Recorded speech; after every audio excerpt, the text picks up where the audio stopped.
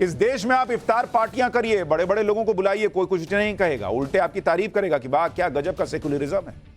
लेकिन अगर chief justice of India अपने घर में गणपति उत्सव में प्रधानमंत्री को बुला लेते हैं और प्रधानमंत्री वहां गणेश आरती करने चले जाते हैं, अरे बॉस ऐसा हंगामा मचा दिए ये लोग कि जैसे आसमान टूट गया, धरती फट गई, प्रलय आ गई, अब दुनिया नहीं बचेगी। मतलब इतनी हिपोक्रेसी जिसकी कोई सीमा नहीं है।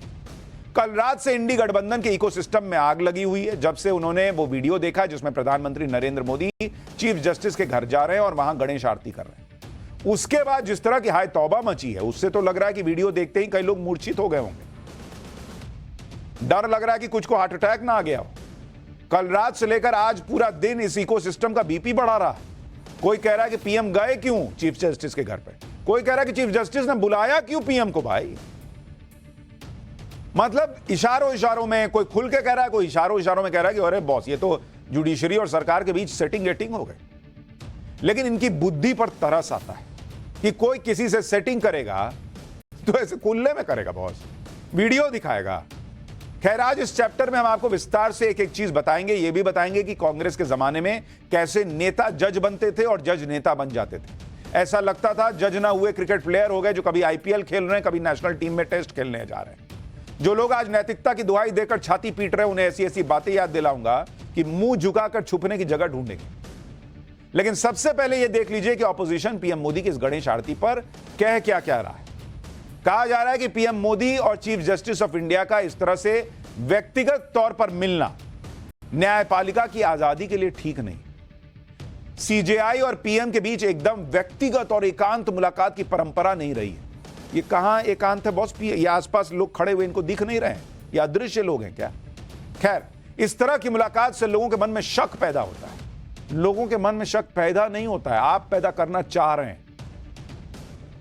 एक बार सुनिए आरजेडी के सांसद मनोज झा क्या कह रहे हैं, फिर आपको बताऊंगा कि किसने सीधे सीजीआई के आचरण पर ही सवाल उठा दिए। देखिए, इंडिपेंडेंस ऑफ एवरी इंस्टीट्यूशन ये सिर्फ थ्योरेटिकल चीज नहीं है, ये दिखना भी चाहिए। गणपति पूजा में ये बहुत ही व्यक्तिगत है, आप कैमरा लेके जा रहे हैं, मैसेज असहज करता है। मेरा सिर्फ इतना कहना है। बाकी चीफ जस्टिस ऑफ इंडिया बहुत बड़े आदमी हैं, प्रधानमंत्री जी भी छोटे नहीं है, बहुत बड़े आदमी हैं।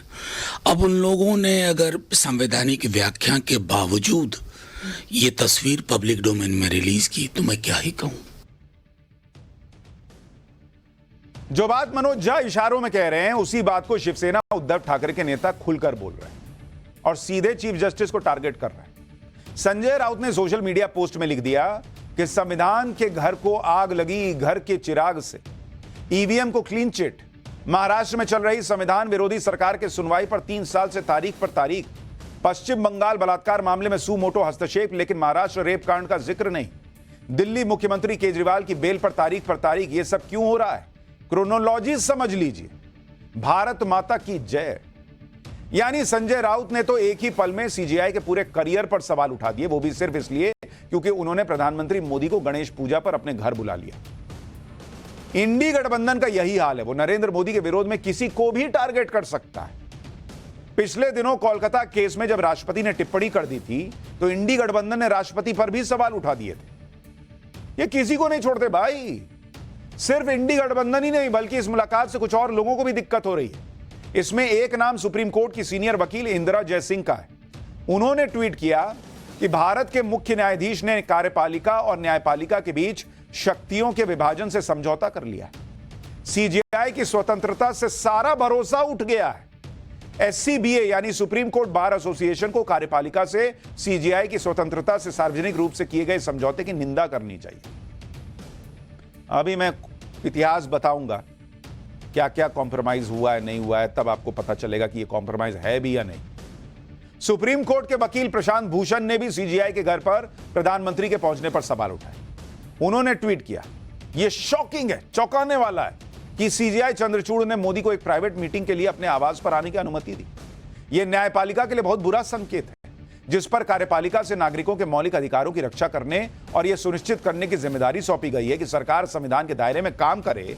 इसलिए कार्यपालिका और न्यायपालिका के बीच दूरी, उचित दूरी होनी जरूरी है। यही नहीं, प्रशांत भूषण ने इसको जजों के लिए तय किए गए कोड ऑफ कॉन्डक्ट का भी उल्लंघन बता दिया। जो लोग भी इस मुलाकात का विरोध कर रहे हैं वो बार बार इस बात पर जोर दे रहे हैं कि पीएम मोदी को चीफ जस्टिस के घर पर ऐसे निजी कार्यक्रम में नहीं जाना चाहिए था।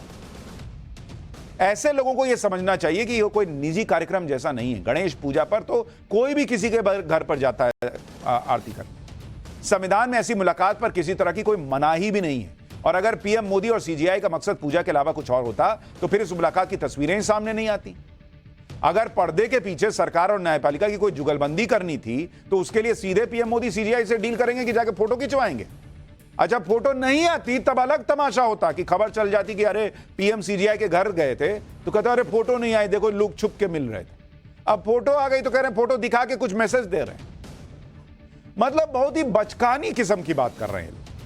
ऊपर से जिन लोगों को राहुल गांधी की उस अमेरिकी सांसद से मुलाकात में कुछ गलत नहीं दिखता, जो सांसद खुले में कश्मीर के मसले पर पाकिस्तान के साथ खड़ी होती है, जिन लोगों को राहुल गांधी की उन बातों से दिक्कत नहीं है जिसके लिए खालिस्तानी पन्नू ताली बजा रहा है राहुल गांधी के लिए, उन लोगों को सार्वजनिक कार्यक्रम में पीएम मोदी और सीजेआई की मुलाकात पर बवाल खड़ा करना है।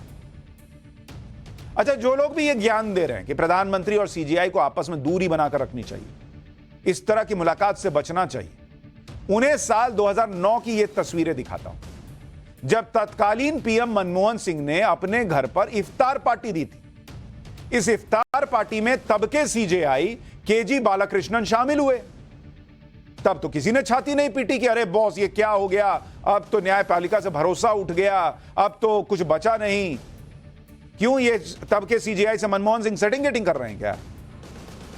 तब किसी ने न्यायपालिका की आजादी को खतरे में नहीं बताया। तब कोई प्रधानमंत्री और सीजेआई को मर्यादा नहीं सिखा रहा था। लेकिन अब सारा ज्ञान नरेंद्र मोदी और सीजेआई की मुलाकात पर निकल रहा है। और तब बीजेपी ने भी सवाल नहीं उठाया था कि सीजेआई क्यों गए मनमोहन सिंह के कार्यक्रम में, इफ्तारी पार्टी में। बॉस, इसीलिए कहता हूं कि कांग्रेस को, राहुल गांधी को कुछ चीजें शायद अगर संभव हो तो बीजेपी से ही सीख लेनी चाहिए। अपने विरोधी से सीखने में बुरा नहीं है कि देश के हित में कुछ मामले हो या देश से जुड़े मामले हो तो उसमें पॉलिटिक्स छोड़ देनी चाहिए। हालांकि बीजेपी भड़की हुई है। बीजेपी कह रही है कि असली दिक्कत गणपति पूजा से है। सुनिए एक बार संबित पात्रा। मुझे आश्चर्य होता है इस बात से कि सुप्रीम कोर्ट के चीफ जस्टिस से अगर देश के प्रधानमंत्री मिलते हैं उस पर आप आपत्ति करते हैं, और वहां अमेरिका जाके इल्हान ओमर से मिलते हैं उस पर आपत्ति नहीं है। शायद यह आपत्ति चीफ जस्टिस ऑफ इंडिया और प्रधानमंत्री के मिलने से नहीं है, यह आपत्ति गणपति पूजा से है। मगर जिस प्रकार से पहले डॉक्टर मनमोहन सिंह बतौर प्रधानमंत्री इफ्तार की पार्टी रखते थे, क्या उसमें चीफ जस्टिस नहीं आते थे?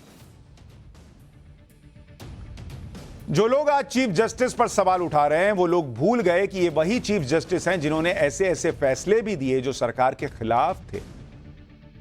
तब यही लोग ताली ठोक रहे थे। जैसे chief justice of India DY Chandrachud के रहते हुए ही इलेक्टोरल बॉन्ड्स का मामला सुप्रीम कोर्ट में आया और इस पर फैसला आया, और उस फैसले से विरोधियों को सरकार पर सवाल उठाने का मौका मिला। तब नहीं थी सेटिंग गेटिंग। सीजेआई चंद्रचूड़ की अगुवाई वाली 5 जजों की बेंच ने ही मोदी सरकार की इलेक्टोरल बॉन्ड स्कीम को असंवैधानिक करार दिया था।